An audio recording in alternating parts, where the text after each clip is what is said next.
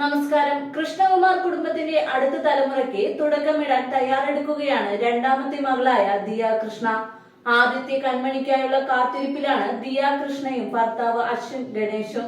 എന്നാൽ ഗർഭിണിയാണ് എന്നതുകൊണ്ട് റിലാക്സ് ചെയ്യാനൊന്നും ദിയ കൃഷ്ണയെ കിട്ടില്ല. ഗർഭിണിയായ ദിയ ഒരു സംരംഭത്തിന്റെ അമരക്കാരി കൂടിയാണ്.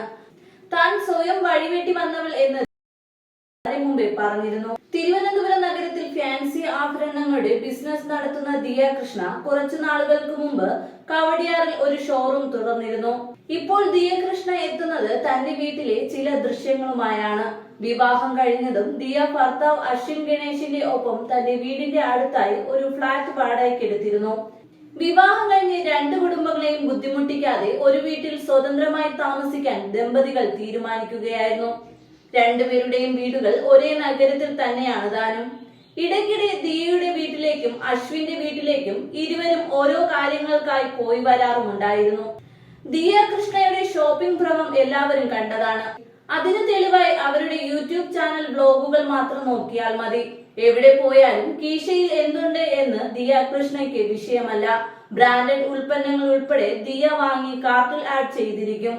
ദിയ കൃഷ്ണയെ പരിചയപ്പെടും മുമ്പ് താൻ 100 രൂപയുടെ വാച്ച് ധരിച്ചിരുന്ന ആളാണ് എന്ന് അശ്വിൻ ഗണേശ് ഒരു അഭിമുഖത്തിൽ പറഞ്ഞിരുന്നു. എന്നാൽ ദിയ അശ്വിനെയും ബ്രാൻഡഡ് ആക്കി മാറ്റി.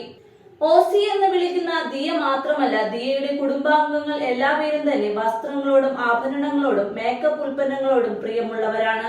4 സഹോദരിമാർക്ക് തന്നെ ഇടയ്ക്കിടെ മേക്കപ്പിന്റെ കാര്യത്തിൽ അടിപിടി കൂടാറുണ്ട് എന്ന് മൂത്ത സഹോദരിയായ അഹാന കൃഷ്ണ ഒരിക്കൽ പറഞ്ഞിരുന്നു. എന്നിരുന്നാലും ദിയയ്ക്ക് വസ്ത്രങ്ങളോടുമുണ്ട് ഒരു സ്നേഹം. ഓരോ ഇവന്റിനും അനുസൃതമായി അനുയോജ്യമായ വേഷം ധരിക്കാൻ ദിയ കൃഷ്ണ പ്രത്യേകം ശ്രദ്ധിക്കുന്നുണ്ട്. എന്നാൽ ഇപ്പോൾ പലരും ജീവിതത്തിൽ ഒരു ഘട്ടത്തിൽ അഭിമുഖീകരിക്കുന്ന ഒരു പ്രശ്നത്തിലൂടെയാണ് ദിയ കൃഷ്ണയും കടന്നു പോകുന്നത്. വീട്ടിലെ അലമാര ഒഴിക്കുന്ന തിരക്കിലാണ് ദിയ കൃഷ്ണ ഇപ്പോൾ. ഒരു വലിയ കാർഡ്ബോർഡ് ബോക്സിലേക്ക് വസ്ത്രങ്ങൾ നിറയ്ക്കുന്ന തിരക്കിലാണ് ദിയ കൃഷ്ണ. തന്റെ പഴയ വസ്ത്രങ്ങൾ എല്ലാം തന്നെ മറ്റൊരിടത്തേക്ക് പാക്ക് ചെയ്ത് നൽകുന്ന സന്തോഷവുമുണ്ട് ദിയ കൃഷ്ണയ്ക്ക്. താൻ പണ്ട് തന്നെ മെലിഞ്ഞിരുന്നു എന്ന് ദിയ ഒരിക്കൽ ഒരു പോസ്റ്റിലൂടെ വ്യക്തമാക്കിയിരുന്നു. അതിപ്പോൾ എന്താണ് എന്ന് ഈ വീഡിയോ പോസ്റ്റ് നോക്കിയാൽ മനസ്സിലാക്കാം. എടുത്തിട്ടും അലമാര ഒഴിയുന്നില്ല താനും.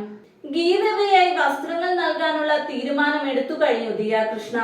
ഇനിയിപ്പോൾ വാർഡ്രോബിലേക്ക് പുത്തൻ വസ്ത്രങ്ങളും കുഞ്ഞുവാവയുടെ ഉടുപ്പുകളുമെല്ലാം എത്തിച്ചേരും.